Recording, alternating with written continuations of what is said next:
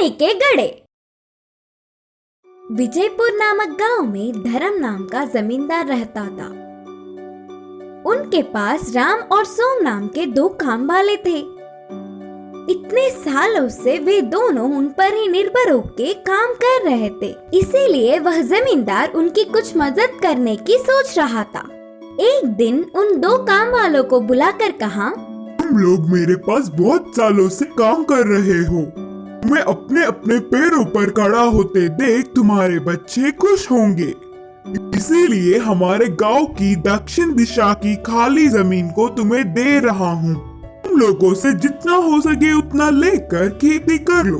इधर के पेड़ों और पत्थरों को हटाने में तो थोड़ा समय लग ही जाएगा, इसीलिए 5 साल तक तुम्हारा कर्ज भी माफ कर रहा हूँ। बोलकर जमींदार ने कहा। जमींदार के बातों से दोनों काम वाले बहुत खुश हुए और तुरंत गांव से दूर उस खाली जमीन में जाकर आजू बाजू में दोनों ही 2-2 गज की जमीन ले लिए।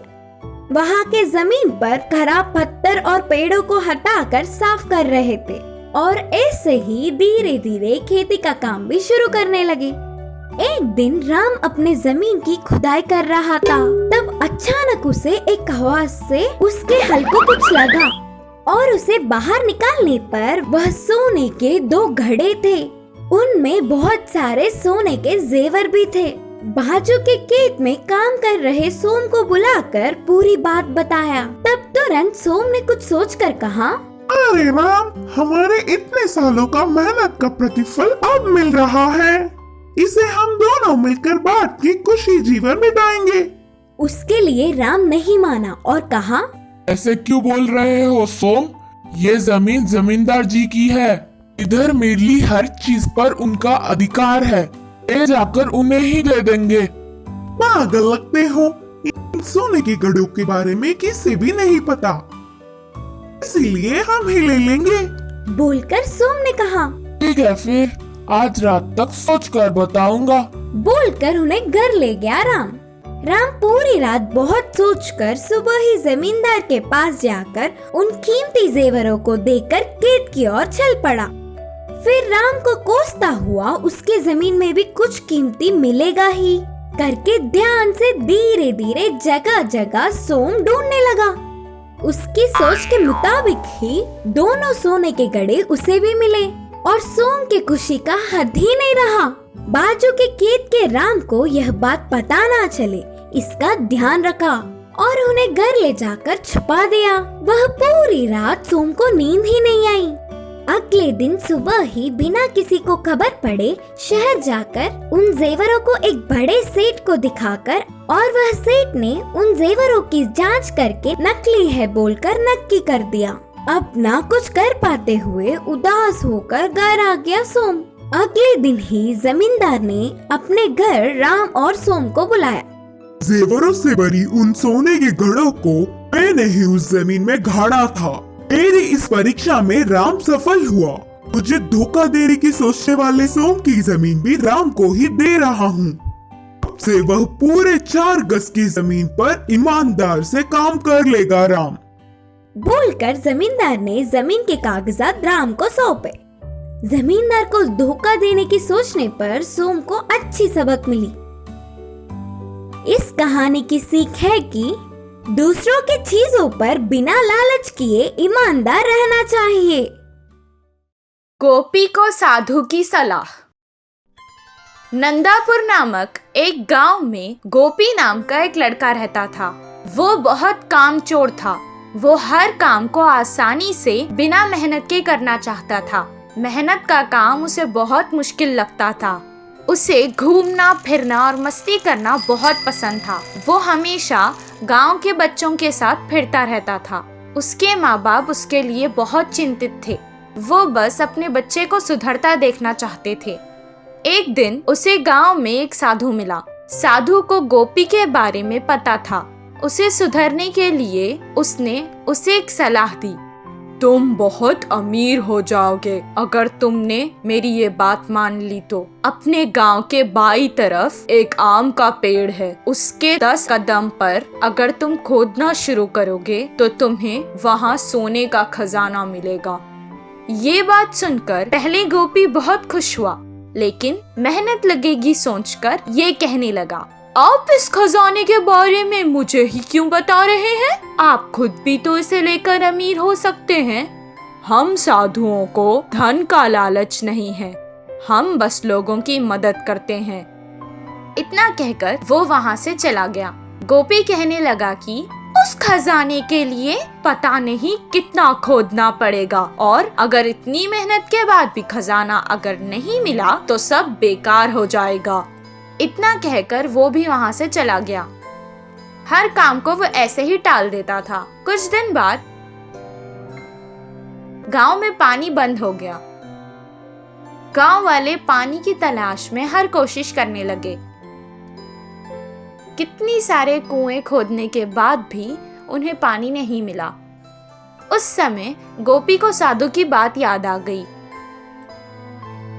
मैं अगर इस बुरे समय में वो खजाना लेकर इस गांव से चला जाऊं तो आराम से रह सकता हूं, वो सोचने लगा और वहां से फावड़ा लेकर आम के पेड़ के पास खोदने चला गया। कितना खोदने पर भी उसे खजाना नहीं मिला, लेकिन गांव की ऐसी हालत देखकर उसने खोदना बंद नहीं किया। खजाना लेकर यहाँ से चला जाने की लालच में वो खोदता ही गया। 4 दिन तक खोदने के बाद उसके पैरों के नीचे उसे पानी महसूस हुआ। कुछ देर बाद उस घड़े में पानी भरने लगा। वो तुरंत उस घड़े से बाहर निकल गया। पानी कुएं की तरह उस घड़े में भर गया। इस बात का पता गांव में लगते ही सारे गांव वाले आकर उस कुएं को देखने लगे। गांव वालों की जान बचाने के लिए सबने उसे कुछ ना कुछ उपहार भी दिया। मेहनत के बाद शाबाशी के साथ साथ उसे इनाम में मिला, जिससे वो बहुत खुश हुआ और इस दिन से वो मेहनत के काम करने लगा। गोपी के कुएं से उस गांव की परेशानी भी खत्म हो गई और सब खुशी खुशी रहने लगे। पछताने वाला मोर। एक जंगल में कौवा पंछी बहुत अच्छे मित्र थे। वे एक दूसरों की मुश्किलों में मदद करते थे। एक दिन कौवा पंछी के रहने वाले जगह पर बचाओ बचाओ मित्र बचाओ बोलते हुए कांपता एक मोर उनके पास भागते हुए आया। क्या हुआ मित्र, कहाँ से भागते आ रहे हो? इतने परेशान क्यों हो? मुझ पर शिकारी की नजर पड़ी, वह मेरे पीछे पड़ता आ रहा है, तो बचने के लिए भागता हुआ रास्ता भूलकर तुम्हारे सामने आई। अब तुम्हें ही मुझे बचाना होगा। अच्छा ठीक है यार, पंछी ने कहा। कौवा पंछी ने उस मोर का साथ दिया। फिर से वापस जाने के लिए रास्ता भूलने के कारण कौवा पंछी के साथ वहीं रहते हुए मोर अच्छी मित्र बन गई। उनकी मित्रता कुछ दिन अच्छा था। कौवा पंछी के बीच के मित्रता ना सह पाते हुए मोर जलने लगी। किसी भी तरह कौवा पंछी को अलग करना चाहती थी। एक दिन कौवा भोजन के लिए बाहर जाने के समय पर मोर ने पंछी से कहा, मित्र तुम कौवे से इतना ज्यादा मित्रता बढ़ाकर बहुत ही नजदीक रह रहे हो। क्या तुमने उसकी बदसूरती कभी नहीं देखी? उसे देख सब चिढ़ जाते हैं। तुम्हारा उससे दूर रहने में ही भलाई है। मैं जो कहनी चाहती थी वो कह चुकी, बाकी तुम्हारी मर्जी। वह सुनकर अचानक चौंकने वाला पंछी मोर से कहा, हाँ सच्ची, मैंने इतने दिनों से कौवे के बारे में सोचने की कोशिश भी नहीं की। हट, उससे क्या दोस्ती, उससे क्या मित्रता। तुम्हारे जैसे सुंदर वालों से मित्रता करने से मेरा मूल्य और होदा बढ़ेंगे। उसकी चाल सफल हुई करके मोर खुश हुई। आगे आगे मोर पंछी के व्यवहार में परिवर्तन देख कौवा उन्हें उसे दूर करने की बुरी सोच को समझी।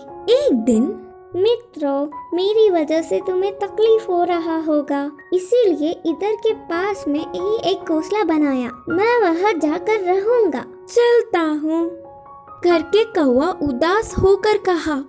वह अपने आप जा रहा है करके बोलने पर मन ही मन बहुत खुश होकर, अच्छा अब तुम्हारी मर्जी मित्र, मोर और पंछी ने कहा। मोर और पंछी कौवे का भला टली करके खुशी मनाने लगे। ऐसे समय बीतता गया। पुराने मित्रों को छोड़ के आए हुए बहुत दिन होने से कौवे को उन्हें देखने की इच्छा जागी। पुरानी जगह पर उड़ता हुआ आया। उसी क्षण अपने पंख खोलकर नाचने वाले मोर पर एक शिकारी ने निशाना लगाया। कौवा देखा और परेशान हुआ। हटो वहाँ से मोर मित्र, हटो, खतरा खतरा बोलकर जोर से चिल्लाया। पास में मरी हुई सांप को अपनी चोंच से पकड़कर शिकारी पर छोड़ा। सांप अपने ऊपर गिरने से बचाओ बचाओ, सांप सांप बोलते हुए जोर से चिल्लाकर डर के शिकारी वहाँ से भाग गया। यह सब देखकर मोर के होश उड़ गए। भागते हुए आकर कौवे की चरणों पर गिरी और रोते हुए कहा, माफ कर दो मित्र, सुंदरता के घमंड में मैं मेरे मुश्किल समय में मदद करने वाले तुम्हें धोखा दिया, लेकिन तुमने मेरे प्राण बचाए। तुम्हारा कर्ज कैसे भुगतान करूं? तब कौवे ने कहा, पछतावे से बड़ी कोई सजा नहीं, मैंने तुम्हें पूरे दिल से माफ किया। तभी आई हुई पंछी पूरी बात जानकर दुखी होकर अपनी की हुई गलती पर शर्मिंदा होकर सिर झुकाया। फिर तब से कौवा पंछी मोर हमेशा की तरह अच्छे मित्र जैसे रहने लगे। इस कहानी की शिक्षा है कि अपने भूलों को भी भुलाने वाला ही सच्चा मित्र होता है।